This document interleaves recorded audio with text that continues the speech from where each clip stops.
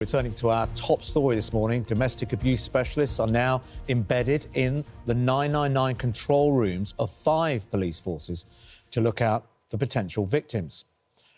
The initiative is named after Raneem Oudeh and her mother, Kayla, who were murdered by Raneem's ex-partner in 2018. Well, Raneem, so disturbingly, called police 4 times on the night she was murdered. Let's listen to one of those calls. You might just get a knife or something and do something to us. Okay. All right, we'll go back to your mum's. If he turns up there, call 999, okay? And we'll get someone to see you tomorrow. That's the problem when I'm calling and they're not coming quickly. Oh, you feel sick, don't you? It's just harrowing. We're now joined by Raneem's aunt, Nour Norris, a remarkable woman, and Safeguarding Minister Jess Phillips. Nour, I know that you've heard that call many times over the last few years, and you've been absolutely tireless in the work that you've done. It will not bring your niece back, of course it won't, but do you feel any sort of salvation that what's happening now and that this Raneem's law coming into place will make some kind of difference? And, of course, I must mention you lost your sister, of course, as well. Absolutely. Like you said, it's not going to bring them back. But at the same time, there's a lot of victims out there as we speak now. They are desperate for help and they never used to get the help they deserve, just like Raneem. Not just Raneem at the time. But today, hopefully, you know, this hope will bring a light to their life. So safeguarding people and the first response is the most have thing. It's not a luxury. It's something that we all deserve to have. Tomorrow could be me too, and many of our loved ones. So we must have that system in place to support and help victims. Raneem didn't have that, unfortunately, but through her stories, other victims should be and must be saved. So powerful the way you put it, and so graceful to have that, because when you hear that call, I feel a sort of overwhelming sense of rage and frustration. I'm sure you do as well, and I have done. Have you tried to puzzle out why it was that wasn't listened to? What she's saying so clearly, I'm calling and the police aren't coming. She's saying so clearly she's in danger. What do you think the person on the other end of that call, who I'm sure isn't an evil person, what do you think they didn't get that led to that problem that we've seen with so many other cases? Through the 6 years of Secure Life campaign, learned a lot about the system. Yes. So back then, the policing, the whole force in the whole country, didn't really have any idea about domestic abuse. They've never had any training. Right. Doesn't matter who in the force, they really didn't have any training whatsoever. The system was failing. So technically, there was nothing there for people who are in domestic abuse situation, even the ones who are suffering and calling for help. And that it was shocking for me in the inquest when we had 33 police officers from different backgrounds that materialistically contributed towards Raneem and Khawla's death. And that was shocking for me. And I really couldn't take it, that seeing that failure is continuing in the country, and more victims are put in the same place as Raneem, and more family has to suffer and see their loved ones going that way. I mean, it's 5 police centres, isn't it? 5 of the areas that are starting today, and then hopefully eventually it will be all of them rolling it out. In England and Wales, obviously Scotland and Northern Ireland is in a different place in that sense. But what do you think this will mean? It's not everything. We hope it's a start, but what will it give us, just that first stage? I mean, the issue is it will, hopefully, what we hope to see is a cultural change within the call centres. What we have to do is look at cases like Raneem's and read the inquests into these cases and the domestic homicide reviews that you get into such cases. And for too long, I've listened to politicians or police chiefs or whoever it is say lessons will be learned, and then nothing seems to change until they said lessons will be learned after the next case that we hear about. This is a direct response to what we learned in Raneem's case. And what we have to do is try and find every entry point that a victim of domestic abuse goes to. And in this instance, we're talking about the criminal justice system. and make sure that the culture is not to diminish the victim, not to see somebody who's called the police, and in Raneem's case, it was 13 times prior to that night, and go, oh, you know, she's a regular caller, it'll lead to nothing. Why but go, can't you just kick him out? yeah, and Things go like that, 13 times. Well, that's something to worry about. That's a cultural shift that needs to happen. Well, if Nour, if I can quote you from the inquest, I mean, this I thought was just shocking. That when you said that when she called the police a number of times, you saw about 7 times, you mentioned 13 times, Jess. This is what you said the police said to her. You're wasting our time.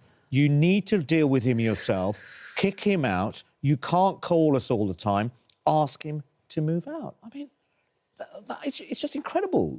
That's the advice you should understand, they just weren't seeing the violence and the fact she couldn't get him to leave. The culture back then, I'm really optimistic that this will shift quite dramatically through Raneem's law and through all the help and all the amazing work Jess has been doing, and Yvette Cooper and the government.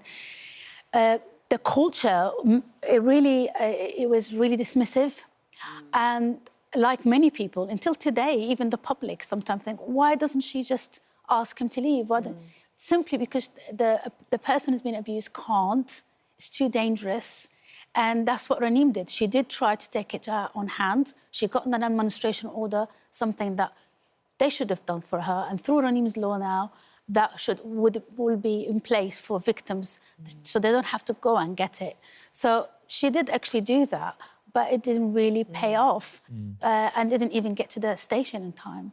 One of the practical things that we've heard this morning, and I hope this also brings you some positivity that you say you have hope, is we've got an example from the Met Police within the last month, Jess, of a quick-thinking responder realising a caller and almost on the spot inventing a successful code. Let's just listen to this. Hello, police. What's the emergency? Pizza delivery. Pizza delivery? OK, do you require pizza delivery or do you require the police? If it's the police, say yes. Yes. OK, is the person that's scaring you at the property now? Yes. No problem, police are coming, OK? Have they got any weapons? Answer yes or no. No. If he threatened to hurt you, tell me pepperoni.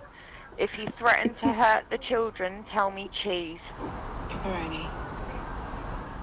Okay, the police will be with you very, very shortly, okay?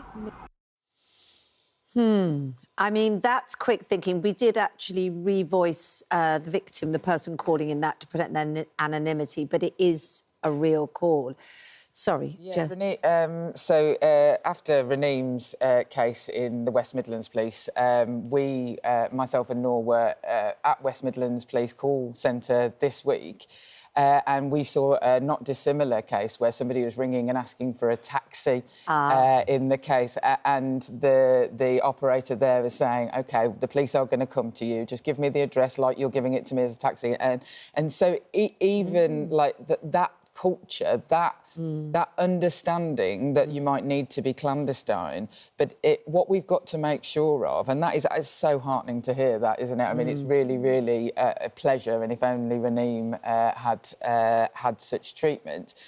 What we've got to make sure is that even like when women are directly saying, I am a victim of domestic abuse today, that they are getting a specialist response. It's got to be at every level, whether people are calling 101 or 999, that they get the right response, which is why it's so important that we put these specialists in control rooms. Jess, I mean, you know, this initiative, it's a very important initiative, but you've worked tirelessly in this area of sexual abuse. And one of the things that really stuck out for me was when Raneem said that the day after she got married, her so-called partner at the time said that, you know, in my culture, I don't know what culture he refers to, that, you know, there's no divorce, so the day you leave me would be the day I kill you. That is a real issue with men, isn't it? You know, this is all great, these initiatives. What more do we need to be doing in our society to really educate men and make them responsible for their actions. I mean, they can't go on like this. You absolutely hit on the point. So at the moment, like, we spend a huge amount of time and money trying to put slightly better plasters on problems that already exist. So the government, in its effort to halve violence against women and girls in a decade, recognised that I have to turn the camera around and start making that about prevention, and whether that's stuff that goes on in schools, how we deal with people showing signs of perpetrator behaviour before it escalates. So a huge prevention model is going to happen, because I don't want to put plasters on. I want to stop buying plasters. Yes. Quite. Yes. Absolutely. Nour, remind us, in this sort of moment where hopefully a corner's turned and hopefully a step is taken forward, of your wonderful sister Kayla and your niece Raneem. Remind them of the lovely human beings they were. That's when it gets hard. Yes, when it touches them. Especially, I think my sister Khawla is always as usual, she's the one who sacrificed herself. Like, she sacrificed herself on the night to save her daughter. She did reach to the house. She could have opened the door and got in. But she had to run. She did run back like any mother would do. And now my sister, she'll do that. She had the heart of a great mother. She was a mother not just to her children, but she was a mother to me, to her family. Khawla and Raneem had a very similar character. They had a contagious laugh and smile. They were full of love and care. And we miss that in the family. We don't have that anymore. And that's not fair on their family, on their kids, and on us. And that shouldn't be happening to any family across the country, because no one deserved to lose their life the way they did, and no one deserved to lose their loved ones while they are alive, and see their children or see their siblings dying or their mother dying before. It's just heartbreaking. And I am grateful it's happening, because we can't go on, like Jess said, lessons are learned. Obviously, for many years, that really was the thing. But now, no, failure has changed. And we can't bring Raneem and Khawla back, but their legacy will continue forever.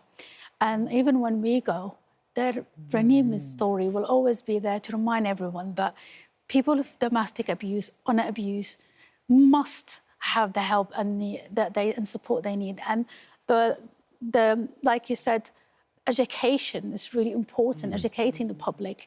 Now we're doing our bit with the policing, but even social services, the public, everyone needs to really work hard on educating the wider public in the country. Yeah. And like not you turning say, a Jess, blind it's eye. all the entry points, isn't it? It's all the entry points and contacts.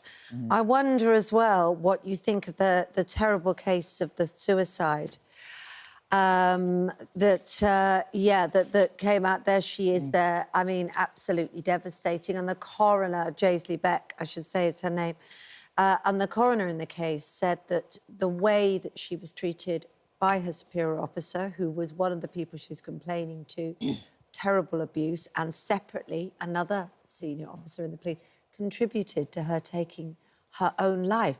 I mean, we're now moving into workplaces and everything. It's not domestic abuse, but it's the same. I mean, it's violence. Abuse. It's a violence against women and girls. And from what I know of Josie's case, is that she was horrendously harassed and then ignored when trying to speak about that harassment that the coroner has now said played a part in her death, in her suicide. And I think it's really important that we look at the suicides and sudden deaths of women in these cases and make sure that we are making those links back to violence that they may have suffered.